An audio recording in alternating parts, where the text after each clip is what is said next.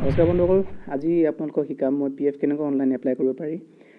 চাওক বন্ধুসকল, P F apply কৰাৰ আগতে কিছুমান কথা আপোনালোকৰ মনত ৰাখিব লাগিব। যেনে ধৰক আপোনাৰ আধাৰ কাৰ্ডত মোবাইল নাম্বাৰ লিংক আছেনে নাই, আৰু যদি আছে সেই মোবাইল নাম্বাৰটো আপোনালোকৰ ওচৰত বৰ্তমান আছে নে নাই।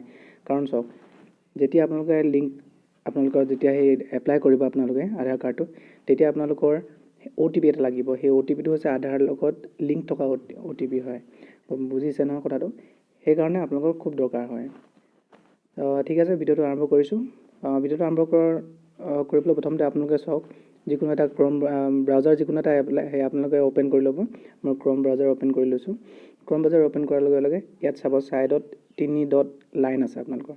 সেই তাত আপোনালোকে ক্লিক কৰিব। ক্লিক কৰি প্ৰথমতে আপোনালোকে ডেস্কটপ ছাইড কৰি ল'ব, নহ'লে কিছুমান ফিচাৰ্ছ আপোনালোকে দেখি নাপাব। ঠিক আছে, আপোনালোকে কৰাৰ পাছত ইয়াত EPFO চাৰ্চ কৰিব। EPFO চাৰ্চ কৰি দিয়ক। চাৰ্চ কৰাৰ পাছত আপোনালোকে প্ৰথম যিটো দেখিছে আপোনালোকৰ ৱেবছাইট, সেইটোত আপোনালোকে ক্লিক কৰিব।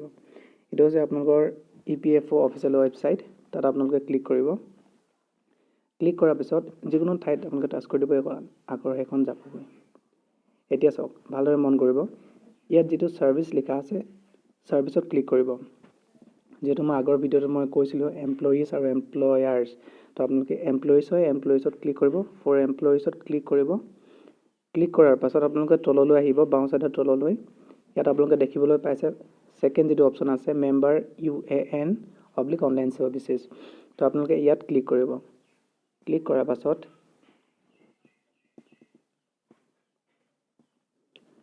চাওক, ক্লিক কৰাৰ পাছত ইয়াত আপোনালোকে UAN নাম্বাৰ আৰু পাছৱৰ্ড, যিটো আপোনালোকে মই আগৰ ভিতৰত আপোনালোকক কৈছোঁ UAN নাম্বাৰ কেনেকৈ এক্টিভ কৰিব লাগে।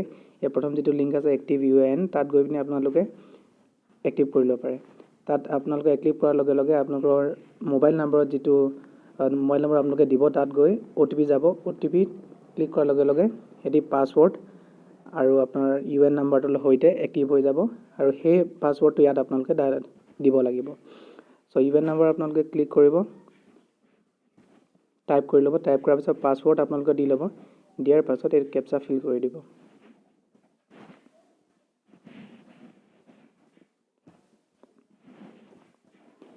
কেপচা ফিল কৰি চাইন ইন কৰিব। চাওক, ভালদৰে চাব, নহ'লে আপোনালোকে বুজি নাপাব। ইয়াত আপোনালোকে এতিয়া চাব পাৰিব, তলত মেম্বাৰ প্ৰফাইলত আপোনালোকে গৈ চেক কৰিব পাৰিব কি নম্বৰ আপোনালোকৰ দিয়া আছে, ফোন নম্বৰ কি আছে, আপোনালোকৰ একাউণ্ট নম্বৰ কি, চব ইয়াত চেক কৰিব পাৰিব। তাৰপৰা ইয়াত আপোনালোকে ভিউত আপোনালোকে গৈ পিনি আপোনালোকৰ প্ৰফাইল চেক কৰিব পাৰিব। পাছবুক কিমান টকা আছে আপোনালোকৰ, কিমান টকা কণ্ট্ৰিবিউট হ'ল, এই সকলোবিলাক ইয়াত চাব পাৰিব। ছেকেণ্ডটো আছে মেনেজত আপোনালোকে KYC, contact details, basic detail, nomination, mark exit. চাওক, KYCত যদি আপোনালোকে কিছুমান থাকে, যেনে ধৰক আপোনালোকৰ বেংক একাউণ্ট নাম্বাৰ যিটো বদলি কৰিব বিচাৰে, ধৰি লওক পুৰণা যিটো নাম্বাৰ দিয়া আছিলে সেইটো আপোনালোকৰ একাউণ্টখন ব্লক হৈ গ'ল, তো বেলেগখন দিব বিচাৰিলে KYCত গৈ পিনি আপোনালোকে কৰিব পাৰে। তাৰ বাবে মই ভিডিঅ' আপোনালোকক দিম পাছত। একাউণ্টত আপোনালোকৰ পাছৱৰ্ড চেঞ্জ কৰিব পাৰে। তাৰ পৰা মেইন যিটো আপোনালোকে কৰিব বিচাৰে সেইটো হৈছে অনলাইন ছাৰ্ভিচ, ইয়াত পাব আপোনালোকে। চাওক, যদি আপোনালোকে জব কৰি আছে বৰ্তমান, তথাপি আপোনালোকে এডভান্স উলিয়াব বিচাৰে, তেনেহ'লে আপোনালোকে ইয়াত ফৰ্মখন 31 ফৰ্মখন আপোনালোকে পাৰিব। প্ৰথমত ক্লিক কৰি দিব। ক্লিক কৰাৰ পাছত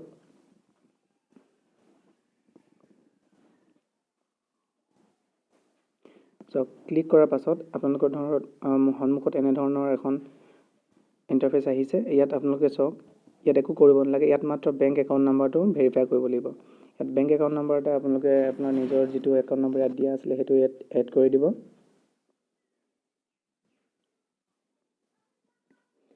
এড কৰাৰ পিছত ভেৰিফাই কৰি দিব। ইয়াত চাব, যদি ভেৰিফাই নহয় তেন্তে আপুনি গম পাব যে আপোনাৰ নাম্বাৰটো সেইটোৰ লগত লিংক হোৱা নাই।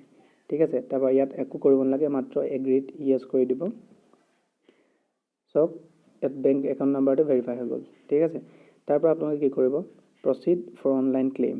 একদম উজু হয় বন্ধুসকল, আপোনালোকে মাত্ৰ ভালদৰে চাই যাব। চাই গ'লে আপোনালোকে বুজি পাব, নহ'লে একো বুজি নাপাব। ঠিক আছে, তো প্ৰচিড ফৰ অনলাইন ক্লেইমত ক্লিক কৰিলোঁ।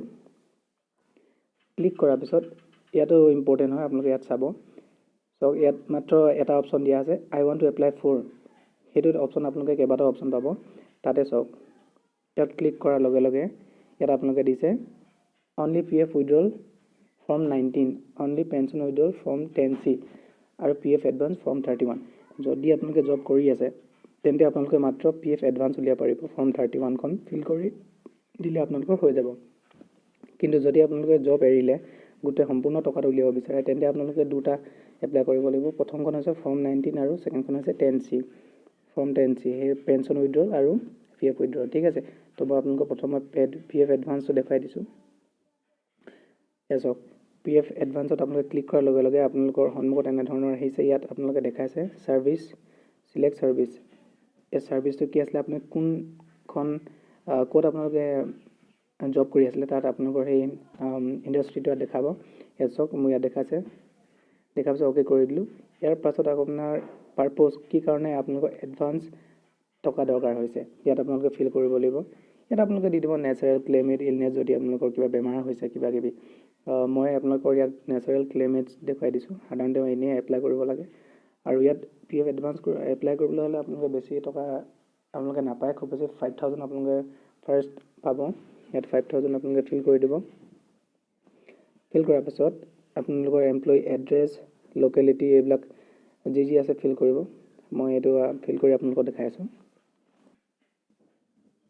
চাওক, ফিল কৰাৰ পাছত আপোনাৰ এইটো হৈছে চবতকৈ মষ্ট ইম্পৰ্টেণ্ট হয়। আপোনালোকে চাওক, ইয়াত চেকবুক বা পাছবুক, যদি আপোনালোকৰ পাছবুক আছে তাৰ ফ্ৰণ্ট পেজটো ধুনীয়াকৈ আপোনালোকে ফটো লৈ ল'ব, নহ'লে চেকবুক দিলেও হ'ব। আৰু ইয়াৰ যিটো ফাইল চাইজ সেইটো হৈছে আপোনালোকৰ মিনিমাম 100 KB হ'ব লাগিব আৰু মেক্সিমাম 500 KB।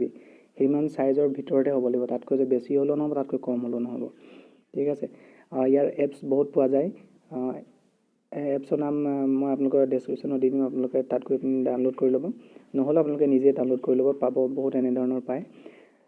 তাত গৈ পিনি আপোনালোকে চাওক, ফটো যেতিয়া তুলি ৰেডি হৈ যাব তেতিয়া চুজ ফাইলত যাব, গৈ পিনি আপোনালোকে য'ত থোৱা আছে সেই কপি আপোনালোকে ক্লিক কৰিব। ইয়াত 203 KB দেখি পাইছে 3 নম্বৰ হেৰিটো, তাত গৈ অ'কে কৰিব।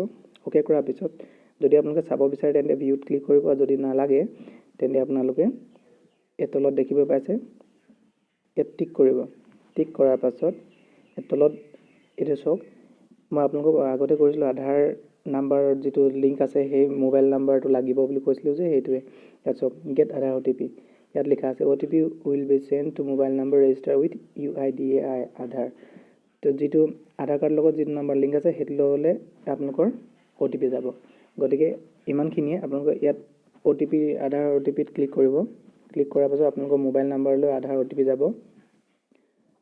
তাৰ পৰা আধাৰ OTP অহাৰ পিছত আপোনালোকে ইয়াত ক্লিক কৰিব, আধাৰ OTP ইয়াত টাইপ কৰিব। টাইপ কৰাৰ পিছত validate OTP and submit claim form, তাত জাষ্ট ক্লিক কৰি দিব। ক্লিক কৰাৰ পিছত আপোনালোকে চাব তাত ফৰ্মখন যদি ছাবমিট হৈছে তেন্তে আপোনালোকে আপোনালোকৰ এডভান্স PF এপ্লাই কৰা হৈ গৈছে। আৰু যদি আপোনালোকে চাব বিচাৰে ট্ৰেক কৰিব পাৰে, ট্ৰেক ক্লেইম ষ্টেটাছ, তাত গৈ অ'কে কৰিব। অ'কে কৰাৰ পাছত আপোনালোকে এনেধৰণে চাব পাৰিব,